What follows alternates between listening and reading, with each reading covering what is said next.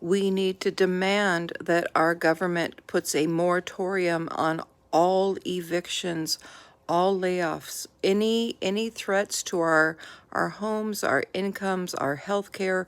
There must be a complete moratorium during this crisis, because we did this during the COVID pandemic. We are still in a pandemic. We're in a further pandemic, and we must have protections put in place from our families, our neighbors, our children from losing what we have and being pushed onto the street to die and starve to death and freeze in the cold. We must demand our protections from our mayors, from our governors, from our senators, from our Congress people. We must demand that they protect us.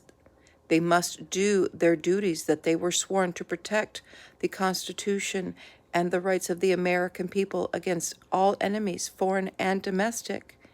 And domestic terrorists are trying to take away all of our rights and protections. And we must stand up and object vocally, publicly declare your objections to anyone you can. Anyone who has authority, make sure they notate that conversation to further up your objection and be noted in history, on paper, in computer, electronic conversations, that you are actively, vocally objecting.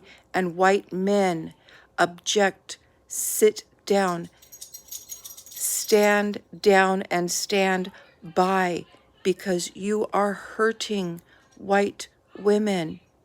You are hurting your mothers and your daughters and your wives and your cousins. Please, you must protect us from you. You're hurting yourself. Please, we are united in this.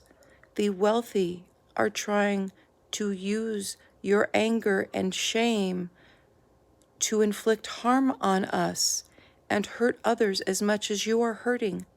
Please, please don't hurt yourself. Don't hurt us. Let us unite together. We are all poor and struggling. We all want the same things.